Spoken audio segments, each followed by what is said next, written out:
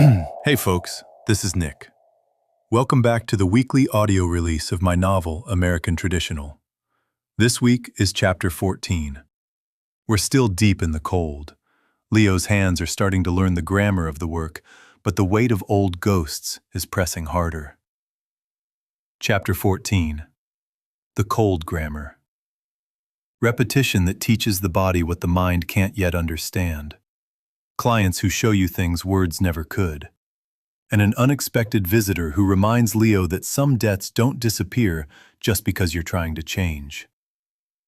If you're digging the story so far, do me a solid. Hit that like, drop a comment with what's hitting you, and subscribe so you don't miss the next drop, or any other videos I put out.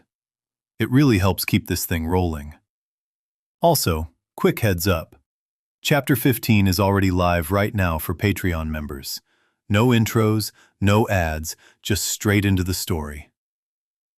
Grab your coffee if you're up late wherever you are. Let's begin Chapter 14. Chapter 14. The Cold Grammar. Thanksgiving came. The shop stayed closed. Silas spent it with Cole's family. Annual tradition, apparently. Cole had invited Leo, but Leo declined. He spent the day in the container with the space heater running and a gas station sandwich and Sarah's letters spread out on the sleeping bag like a map of where they'd been. 10 letters now.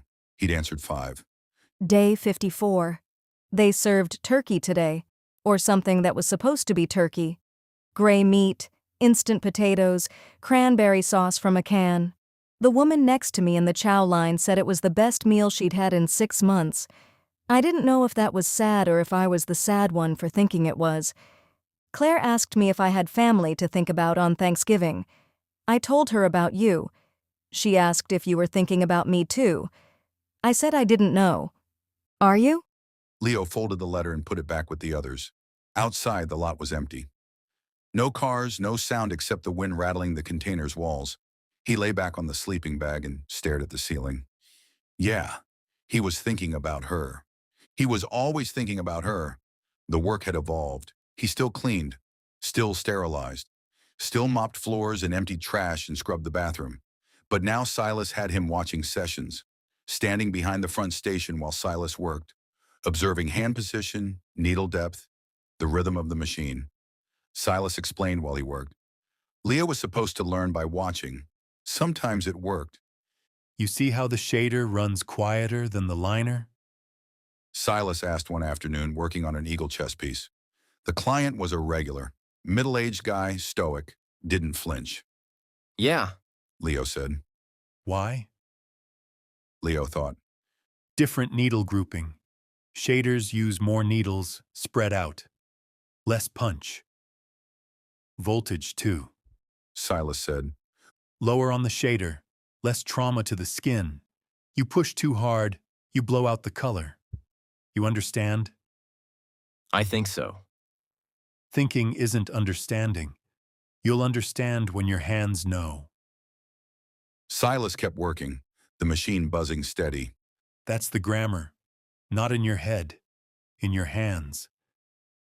Leo watched, the way Silas stretched the skin with his left hand, the angle of the machine in his right, the methodical passes, building the shade in layers, not trying to do it all at once.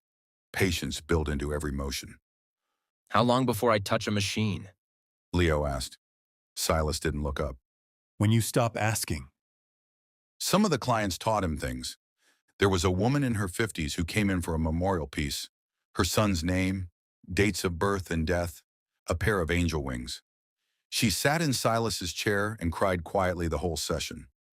Silas worked in silence, the machine buzzing steady, and when he finished, he wrapped the tattoo and walked her to the door without charging her. Some work you do for money. Silas said after she left. Some work you do for other reasons. There was a young guy, early 20s, covered in cheap ink from basement shops, who wanted a cover-up on his forearm. Some girl's name in a heart, already blown out and fading. Cole did the consultation, drew up the design, gave him the price. The guy tried to negotiate. Can't you do it cheaper? It's just a cover-up. Cole's expression didn't change. The design costs what the design costs. You want cheaper, Go back to the basement.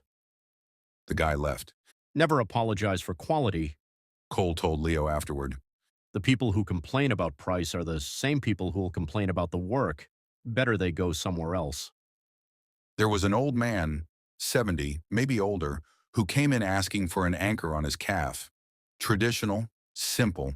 He'd been in the Navy 60 years ago and never got the tattoo. Said he always meant to. Silas took the job himself. Sat the old man in the chair and ran the liner clean and steady, filling in the anchor like he was drawing on paper. The old man watched in the mirror, eyes wet. When Silas finished and wrapped it, the old man tried to pay double. Price is the price. Silas said, handing back the extra bills. I waited 60 years for this. Doesn't make it worth more. Just makes you patient. The old man left smiling. Leo watched it all from the back station, mopping floors, building needle bars, copying flash, and the grammar taught itself through action. The work had its own logic, its own code. You couldn't explain it. You had to live it. Day 55. A fight broke out in the chow line today. 2 women from B-Pod arguing over commissary debt. One of them threw a tray and hit a CO. They locked down the whole jail for 6 hours.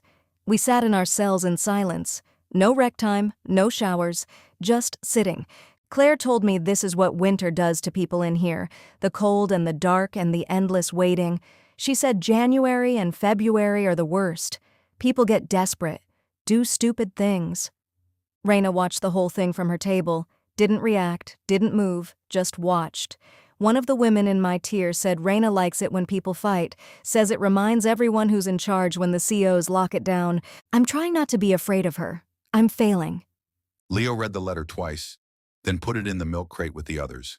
He sat on the sleeping bag in the container, with the space heater glowing orange, and thought about Sarah sitting in a cell watching a fight she had nothing to do with, counting days, waiting for spring.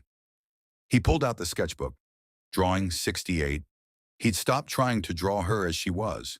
Now he was drawing her as she might be, harder eyes, thinner face, the softness worn away by time, and cold and waiting. The drawing stared back at him. He didn't know if he was getting closer or just guessing. One afternoon in early December, Leo was wiping down the stations when a man walked in without an appointment. Big guy, 6'4", maybe 250, wearing a Rust Belt Brotherhood cut. Not Magnus. Someone lower in the hierarchy. He looked around the shop like he was cataloging exits. Help you? Silas asked from the front station. Looking for Leo Crichton. Silas's expression didn't change. What for? Just want to talk. He's working. The man looked past Silas to where Leo stood at the back station, rag in hand, perfectly still. Won't take long. The man said. Make an appointment. Silas said. We're busy. The man smiled, but it didn't reach his eyes. Magnus wanted me to check in. See how Leo's settling into his new situation. He's settled. Good to hear.